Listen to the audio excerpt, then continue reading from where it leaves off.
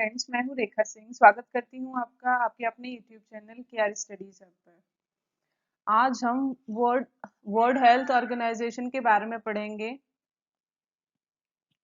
विश्व स्वास्थ्य संगठन, ठीक है। हम जानेंगे डब्ल्यूएचओ की फंडिंग कहाँ से होती है। अभी रिसेंटली यूएस ने डब्ल्यूएचओ से विड्रॉल कर लिया है और उसकी फंडिंग भी रोक दी है।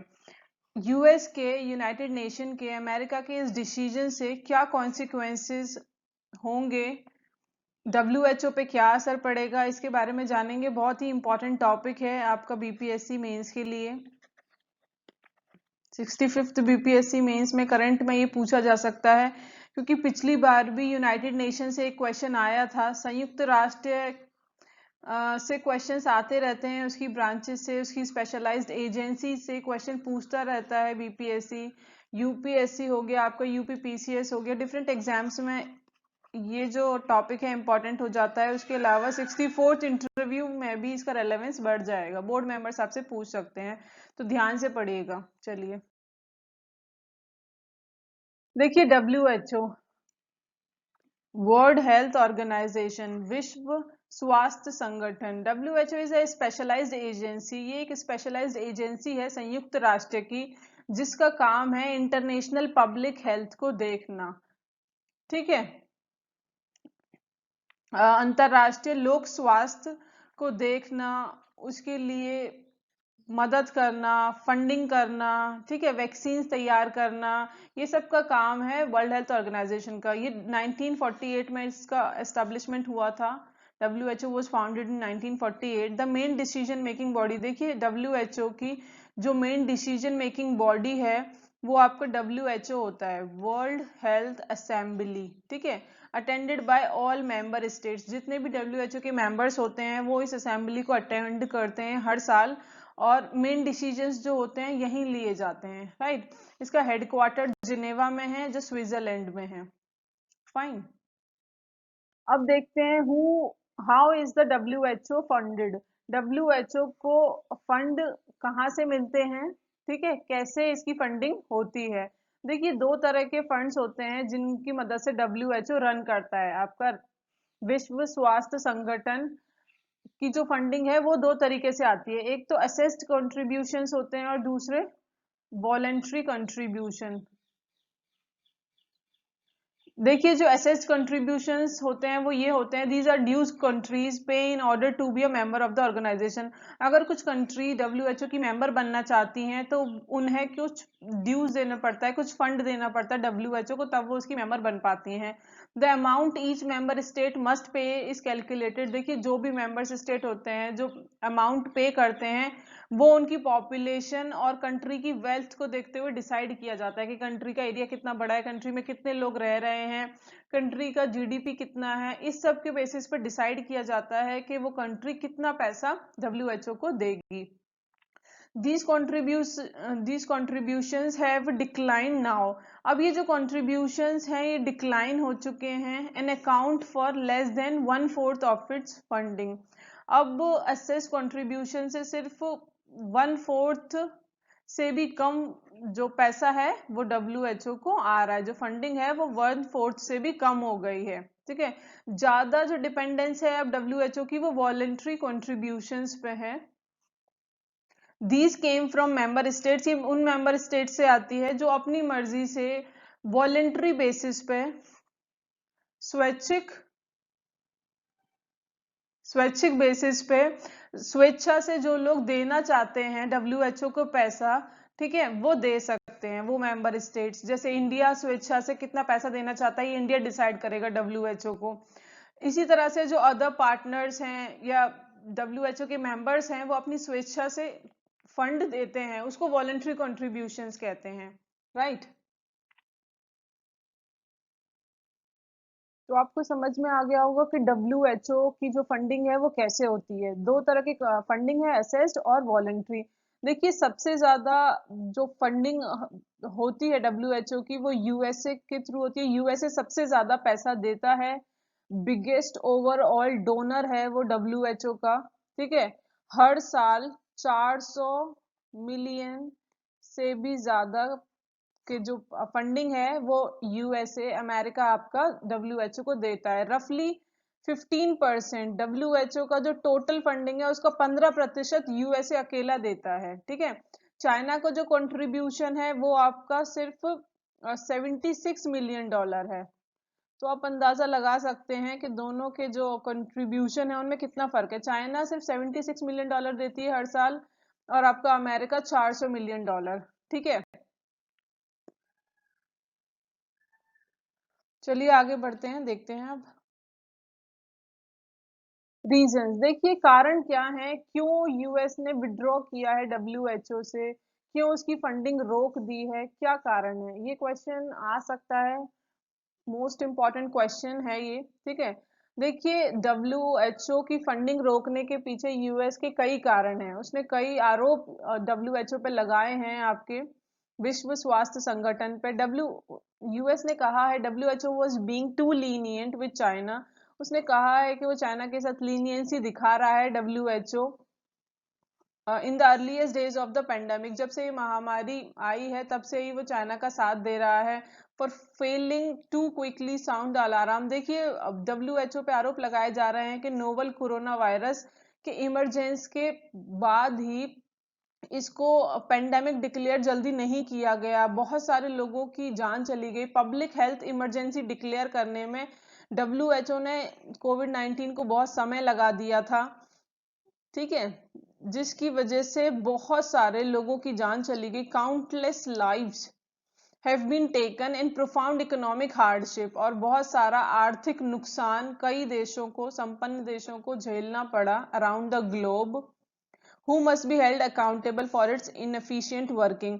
और डब्ल्यूएचओ को इसके लिए अब अकाउंटेबल माना जा रहा है। डब्ल्यूएचओ पे आरोप ये लगे कि जब कोविड-19 चाइना में फैला था तो उसके बाद से इसको पब्लिक हेल्थ इमरजेंसी डिक्लेयर कर देना चाहिए था और चाइना पर ट्रेवल बैन लगा देना चाहिए था दूसरे कंट्रीज पे, पर ऐसा नहीं किया था डब्ल्यूएचओ ने, जिसकी वजह से ये जो कोविड-19 वायरस था पूरे विश्व में फैल गया।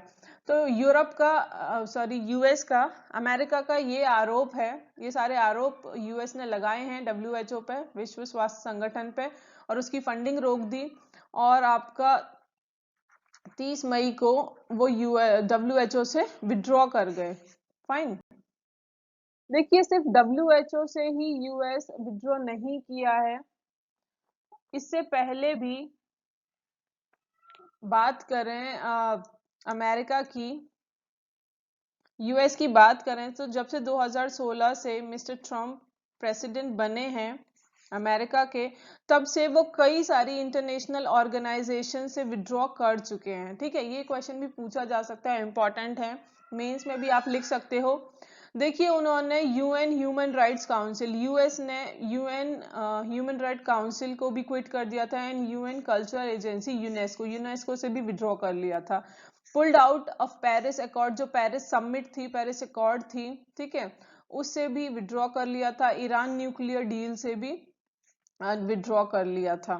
Cut funding for the UN population fund, आपका अमेरिका ने यूएन पॉपुलेशन फंड, जिसको यूएनएफपीए भी कहते हैं, उसकी भी फंडिंग रोक दी थी। और UN agency that helps Palestinian refugees, उसकी भी फंडिंग रोक दी थी। अपोज्ड अ यूएन माइग्रेशन पैक्ट, संयुक्त राष्ट्र के माइग्रेशन पैक्ट को भी अपोज्ड किया था यूएस ने। तो यूएस पिछले 4-5 सालों से डिफरेंट इंटरनेशनल ऑर्गेनाइजेशन से विड्रॉ कर रहा है या तो उनकी फंडिंग रोक रहा है। ठीक है, डब्ल्यूएचओ ऐसा पहला केस नहीं है, पूछ सकते हैं इंटरव्यू वगैरह में कि इससे पहले यूएस ने किसी इंटरनेशनल ऑर्गेनाइजेशन से विड्रॉ किया है या किसी इंटरनेशनल ऑर्गेनाइजेशन की फंडिंग रोकी है। ठीक है, तो आपको पता होना चाहिए, ये सारी चीजें आप मेंशन कर सकते हैं, राइट। अब उसके बाद कॉन्सिक्वेंसेस पे आते हैं। हम देखते हैं कि यूएस के इस डिसीजन के क्या कॉन्सिक्वेंसेस पूरे विश्व पर पड़ेंगे। डब्ल्यूएचओ से जो विड्रॉ किया है, उसकी फंडिंग जो रोकी है अमेरिका ने, ठीक है, उसके क्या परिणाम देखने को मिलेंगे। It would be setback global effort. देखिए जो भी विश्वव्यापी एफर्ट्स डाले जा रहे हैं इस नोबल कोरोना वायरस से लड़ने के लिए, उनको सेटबैक मिलेगा, क्योंकि देखिए सबसे ज्यादा फंडिंग हमने देखा $400 मिलियन आपका अमेरिका देता है WHO को, अगर वो अपनी फंडिंग रोक देगा तो जो लोगों की जान जा चुकी है या जो लोग अभी बीमार हैं इस बीमारी से, उनकी हेल्प करने में WHO असमर्थ हो जाएगा। रिड्यूसेस WHO एबिलिटी, WHO की जो एबिलिटी है, जो कार्य क्षमता है, वो कम हो जाएगी। जो क्लिनिकल ट्रायल्स हो रहे हैं वैक्सीन्स बनाने के लिए, वो रुक जाएंगे, डिसरप्ट होंगे। ठीक है, जब फंडिंग नहीं होगी, पैसा नहीं होगा, तो क्लिनिकल ट्रायल्स कैसे हो पाएंगे। WHO significance will decline in long run. WHO की जो सिग्निफिकेंस है वो लंबे समय के लिए कम हो जाएगी। ठीक है, अगर फंडिंग का जो शॉर्टफॉल है, जो कमी है, उसको एड्रेस नहीं किया गया समय पे। Impact the public health prospects, देखिए जो पब्लिक हेल्थ है, जो स्वास्थ्य है अफ्रीका का, वो सबसे ज्यादा इससे प्रभावित होगा, क्योंकि WHO की आधी से ज्यादा जो स्पेंडिंग्स हैं, जो खर्चे हैं, जो पैसा खर्च करता है WHO, वो आधे से ज्यादा पैसा अफ्रीका में खर्च करता है, क्योंकि अफ्रीका हमारी ट्रॉपिकल कंट्री है और वहाँ बहुत सारी बीमारियां हमें देखने को मिलती हैं, malaria, tuberculosis, dengue fever, different types of diseases Africa country में हैं। तो इसलिए ज्यादा से ज्यादा जो स्पेंडिंग है WHO की, वो अफ्रीका में जाती है। तो अफ्रीका का जो हेल्थ चार्ट है वो बिगड़ जाएगा इसकी वजह से। Impact different health programmes of WHO, इससे WHO के, विश्व स्वास्थ्य संगठन के जो डिफरेंट हेल्थ प्रोग्राम्स चलाए जा रहे हैं, जैसे पोलियो को रोकने के लिए, ट्यूबरक्लोसिस को रोकने के लिए, डिफरेंट बीमारियों से आपका एड्स को रोकने के लिए, तो इन सब की रोकथाम के लिए जो प्रोग्राम चलाए जा रहे हैं वो भी इम्पैक्ट होंगे। It provide further scope for China, China को भी फिर इसके बाद एक स्कोप नजर आएगा to increase its fundings and influence the WHO, अपनी फंडिंग बढ़ाकर वो WHO के कार्य क्षेत्र को और प्रभावित कर सकता है। तो ये सारे कॉन्सिक्वेंसेस नजर आ रहे हैं US के डिसीजन के, जो उन्होंने लिया है WHO से विड्रॉ करने का। फाइन, वे फॉरवर्ड देख लेते हैं।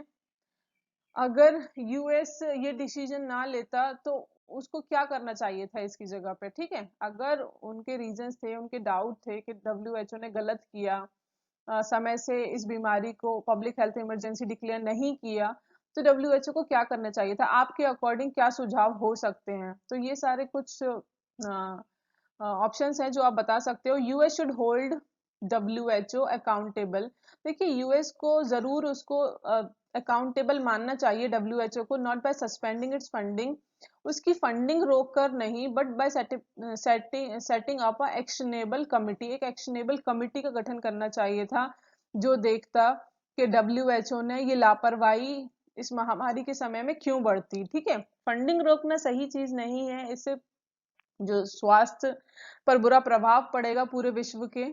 तो उनको एक एक्शनेबल कमिटी का गठन करना था, जो इसमें देख सकते कि क्या लैप्सेस हुए थे। ब्रिंग इंस्टीट्यूशनल रिफॉर्म्स, उसके अलावा इंस्टीट्यूशनल रिफॉर्म्स लाए जा सकते हैं WHO में। इंक्रीज इन फ्लेक्सिबल फंडिंग बढ़ाई जा सकती है। Reduction in bureaucratic complexity to ease the process को ईज करने के लिए जो ब्यूरोक्रेटिक कॉम्प्लेक्सिटी है उसको रिड्यूस किया जा सकता था। एम्पावरिंग द एग्जीक्यूटिव बोर्ड, जो एग्जीक्यूटिव बोर्ड है उसको एम्पावर कर सकते थे for quick decision making backed by scientific data. देखिए, क्विक डिसीजन मेकिंग के लिए समय पर कौन सा डिसीजन लेना है ये बहुत जरूरी होता है। तो अगर समय से डिसीजन लिया होता WHO ने भी, तो शायद आज पूरे विश्व में ये बीमारी ना फैली होती। तो एग्जीक्यूटिव बोर्ड को एम्पावर करना बहुत जरूरी है, साइंटिफिक डाटा के बेसिस पे वो क्विक डिसीजन ले सके। तो ये सारे कुछ तरीके हैं जिनको अपनाया जा सकता था डायरेक्ट फंडिंग रोककर या विड्रॉ करने को लेकर, जो WHO ने, सॉरी, US ने किया है। तो आप ये सारे अपना डाल सकते हैं, आपके जब सजेशंस पूछे जाए तो ये वे फॉरवर्ड है। आई होप आपको सब कुछ क्लियर हो गया होगा WHO के बारे में, उसकी फंडिंग के बारे में, US उसको कितना फंड करता है, US ने क्यों रिट्रीट किया है, और कितनी ऑर्गेनाइजेशन से US अब तक रिट्रीट कर चुका है, विड्रॉ कर चुका है, US के इस डिसीजन के क्या कॉन्सिक्वेंसेस पड़ेंगे पूरे विश्व पर। ठीक है, तो ये सारी चीजें हमने डिस्कस की। आई होप वीडियो आपको पसंद आया होगा और हेल्पफुल होगा। लाइक कीजिएगा अगर आपको पसंद आए तो, कमेंट करके लिखकर बताइएगा, फ्रेंड्स के साथ शेयर कीजिए, चैनल पर नए हैं तो सब्सक्राइब कर लीजिएगा। Thank you so much for watching the video.